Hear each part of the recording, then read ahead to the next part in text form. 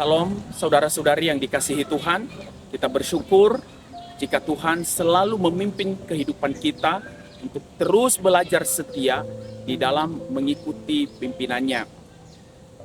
Di kesempatan ini, saya mengajak kita untuk bersama-sama belajar firman Tuhan tentang arti keterpurukan dalam kehidupan kita.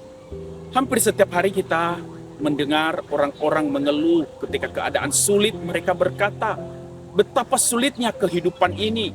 Bahkan ada orang-orang yang berteriak kepada Tuhan, Tuhan, mengapa Engkau mengizinkan saya melewati masa-masa yang sesulit ini?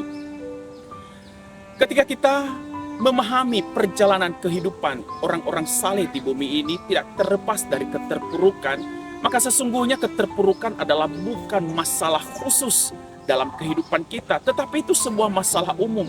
Tetapi ia akan menjadi masalah besar dalam hidup kita ketika kita salah di dalam meresponinya. Saya akan membawa kita untuk mengerti apa arti daripada keterpurukan. Saya membawakan seorang tokoh Kristen, dia adalah penulis lagu rohani yang cukup terkenal. Dia bernama Thomas Dorsey. Salah satu lagu yang dia tulis adalah Precious Lord. Dalam salah satu buku pujian yang telah diterjemahkan dalam bahasa Indonesia, yaitu buku pujian Humnos, lagu ini diberi judul Peganglah Tanganku. Liriknya sekitar begini, Tuhanku, tuntunlah ku merasa lemah. Ku sungguh tak berdaya. Dalam mara bahaya, dalam kegelapan, Tuhanku, tuntunlah tanganku. Apakah kita mengerti Thomas dalam menulis lagu ini? Ketika ia menulis lagu ini sekitar tahun 1932, pada saat itu Thomas memiliki pelayanan menjadi solois dalam sebuah KKR besar di kota Chicago. Ketika dia pergi, saat itu istrinya sedang hamil tua. Lalu ia pamit kepada istrinya untuk pergi pelayanan. Pada keesokan harinya, ketika Thomas sedang menyanyikan beberapa lagu di dalam acara KKR tersebut, seseorang datang menghampiri dia dan dia membawa sebuah kabar. Istrinya telah meninggal dunia karena melahirkan anak. Dan sayangnya bahwa anak yang dilahirkan itu pun meninggal dunia. Apa yang dialami oleh Thomas? Ini adalah sebuah pukulan yang sangat berat dalam hidupnya. Sebuah kesedihan yang luar biasa. Kalau kita mengerti, inilah masa-masa keterpurukan yang dialami oleh seseorang. Apakah masalah keterpurukan ini adalah sesuatu yang membahayakan hidup orang-orang saleh? Sesungguhnya, kalau kita membaca beberapa bagian Alkitab, bahwa ternyata banyak orang-orang saleh juga mengalami masa-masa keterpurukan. Apakah itu Yosua, apakah itu Musa, apakah itu Elia, pernah mengalami kondisi yang sama, sebuah kesedihan yang sama. Tetapi pada hari ini, saya akan membawa kita untuk melihat sebuah kehidupan, yaitu si pemazmur. Mari kita membacakan Mazmur pasal 42, ayatnya yang kedua. Seperti rusa yang merindukan sungai yang berair, demikianlah jiwaku merindukan Engkau, ya Allah. Siapakah si pemazmur ini yang menggambarkan dirinya seperti seekor rusa? Kalau kita melihat keadaan geografis Israel di sana, bahwa hujan jarang terjadi di sana. Dan jika pun hujan turun, airnya tidak bertahan lama, cepat-cepat menghilang. Maka bayangkan seekor rusa yang mencari sungai yang berair, dia membutuhkan usaha yang begitu luar biasa.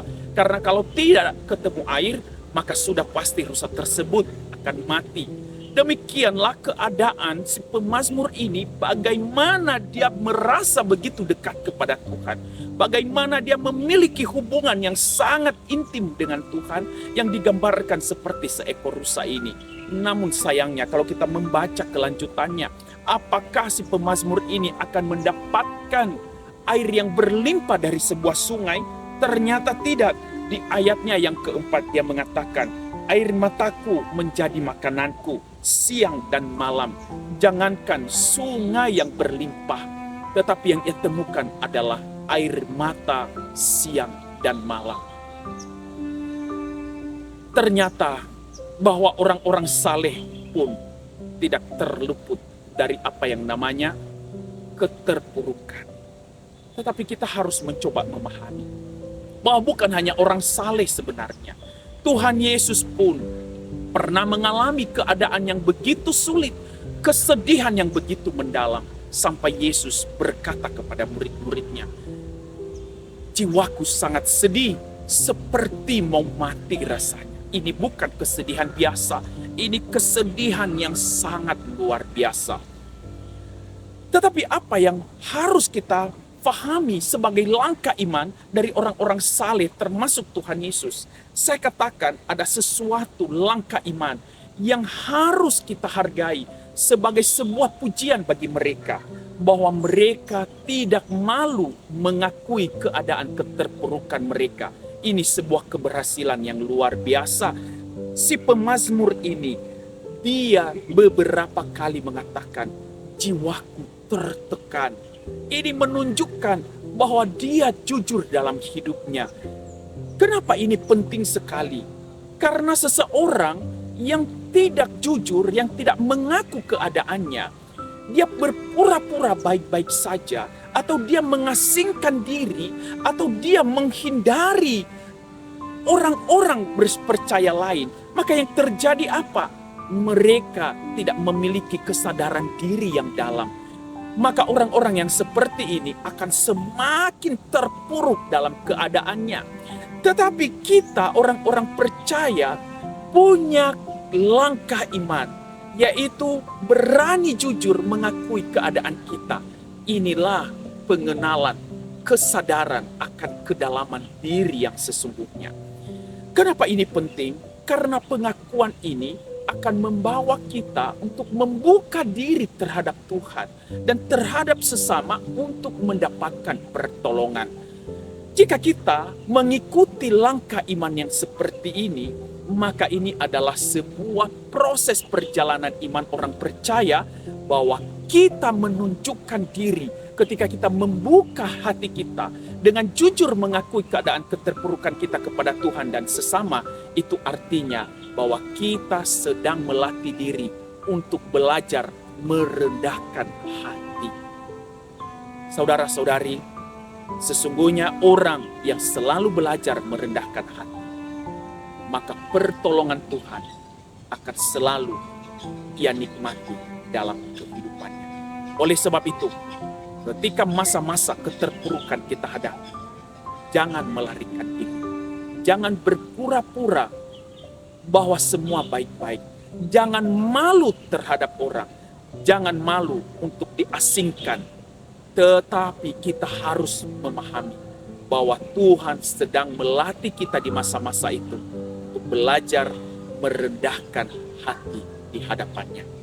Demikian pembelajaran iman Kristen hari ini. Sampai ketemu dalam program selanjutnya. Tuhan Yesus memberkati kita semua.